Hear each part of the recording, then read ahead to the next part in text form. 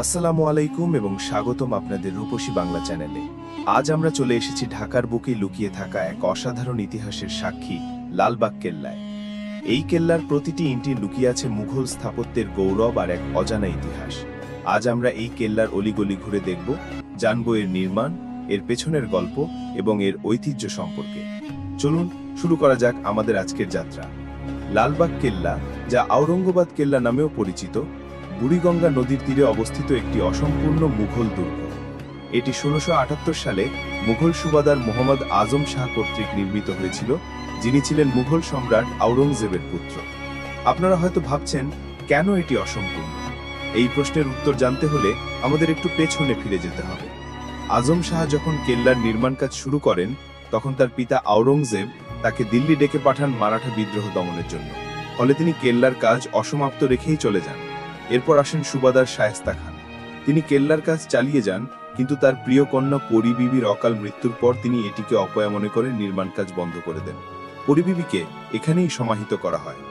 শায়েস্তা খানের নাম বলতেই আমাদের মনে পড়ে যায় তার সুশাসনের কথা, আর সেই সাথে তার প্রিয় কন্যা পরি বিবির কথা।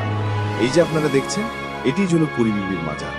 শায়েস্তা খানের ৩ লক্ষ টাকা ব্যয়ে এই অপূর্ব সমাধিসৌধটি নির্মিত হয়। এর ভেতরের অংশে মার্বেল পাথর, কালো ব্যাসল্ট এবং কোষ্টি পাথর ব্যবহার করা হয়েছে, যা মুঘল স্থাপত্যের এক অনন্য নিদর্শন। বলা হয়ে থাকে, পরি বিবির মৃত্যুর পরই শায়েস্তা খান কেল্লার নির্মাণ কাজ বন্ধ করে দেন, কারণ তিনি মনে করতেন যে এটি তার জন্য দুর্ভাগ্যের কারণ। এই মাজারটি কেবল একটি সমাধিসৌধ নয়, এটি বাবা মেয়ের ভালোবাসার এবং একটি অসম্পূর্ণ কেল্লার বেদনাবিধুর ইতিহাসের প্রতীক। কেল্লার অভ্যন্তরে রয়েছে মুঘল স্থাপত্যের আরও একটি নিদর্শন, 3টি গম্বুজ বিশিষ্ট এই সুন্দর মসজিদটি। এটি শাহী মসজিদ নামেও পরিচিত এবং এটিও কেল্লার নির্মাণকালের সময় তৈরি হয়েছিল। এই মসজিদটি আজও ব্যবহৃত হয় এবং এর স্থাপত্যশৈলী সত্যি মনোমুগ্ধকর। লালবাগ কেল্লার সুড়ঙ্গ নিয়ে অনেক কিংবদন্তি এবং রহস্য প্রচলিত আছে। সুড়ঙ্গের ইতিহাস ও প্রচলিত বিশ্বাস। মুঘল আমলের নির্মাণ। লালবাগ কেল্লার নিচে বেশ কিছু সুড়ঙ্গ তৈরি করা হয়েছিল মুঘল সুবেদারদের আমলে।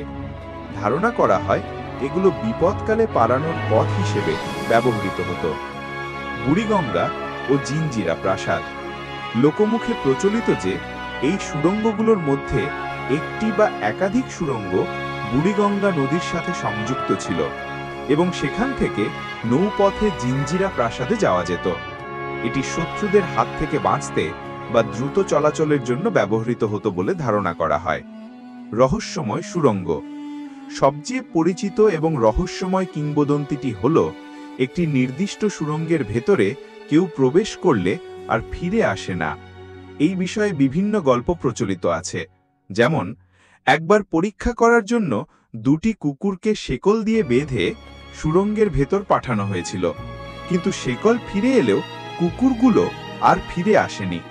কিছু গবেষক মনে করেন সুড়ঙ্গের ভেতরে বিষাক্ত গ্যাস বা ইলেকট্রোম্যাগনেটিক পালস থাকতে পারে, যা প্রাণঘাতী।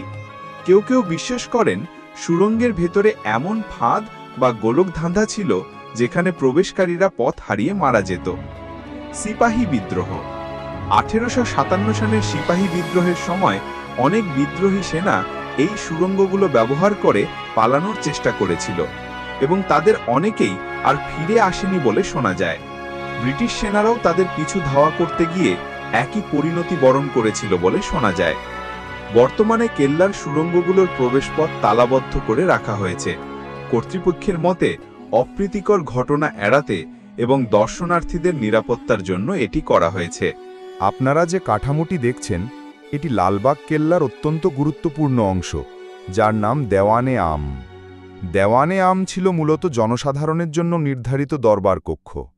এখানে সুলতান বা সুবাদার তার প্রজাদের সাথে সাক্ষাৎ করতেন, তাদের অভাব অভিযোগ শুনতেন, বিচার কার্য পরিচালনা করতেন এবং রাজকীয় ফরমান জারি করতেন। এটি ছিল শাসক ও শাসিতের মধ্যে সরাসরি যোগাযোগের একটি মাধ্যম। নির্দিষ্ট দিনে এবং নির্দিষ্ট সময়ে সাধারণ মানুষের প্রবেশাধিকার ছিল। এটি ছিল মুঘল শাসনের একটি ঐতিহ্য। এই খোলা দরবারে সুলতান সকলের সামনে উপস্থিত হতেন, যা তার নিরপেক্ষতা এবং ন্যায়পরায়ণতার প্রতীক ছিল। আপনারা দেখতে পাচ্ছেন, দেওয়ানে আম শুধু একটি স্থাপত্য শৈলী নয়, এটি ছিল মুঘল প্রশাসনের একটি গুরুত্বপূর্ণ কেন্দ্র। যদিও আজ এটি শুধু একটি কাঠামো, কিন্তু এর প্রতিটি ইটে সেই সময়ের রাজকীয় প্রহর আর জনজীবনের ইতিহাস লুকিয়ে আছে।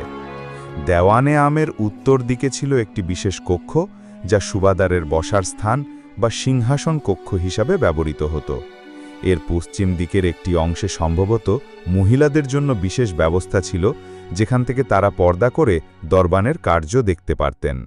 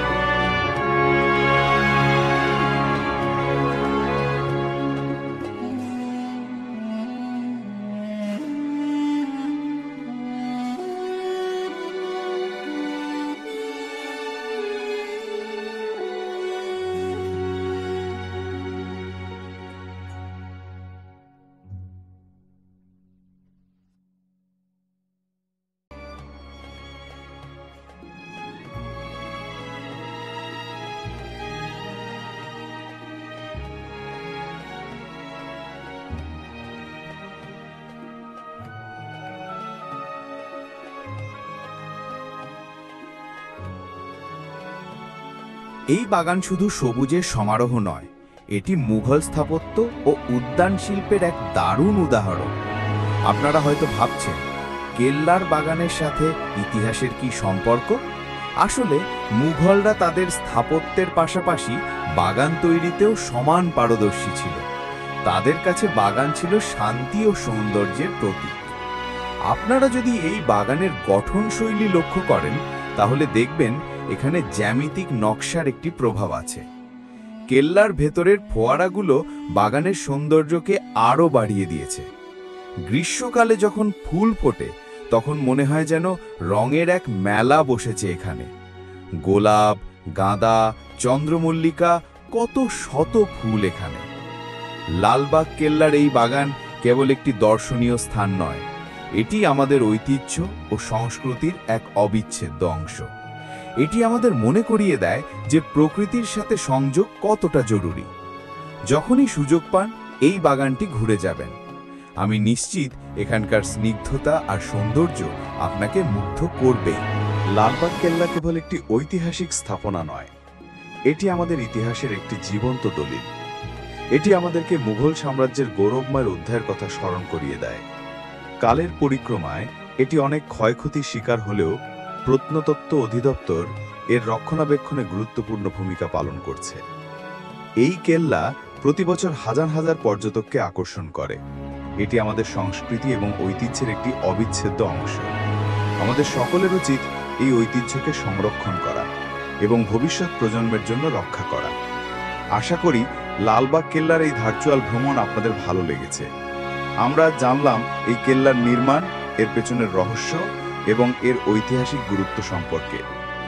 লালবাগ কেল্লা আমাদের ইতিহাসের এক উজ্জ্বল দৃষ্টান্ত, যা আমাদের প্রতিনিয়ত মনে করিয়ে দেয় আমাদের পূর্বপুরুষদের গৌরব আর ঐতিহ্যের কথা।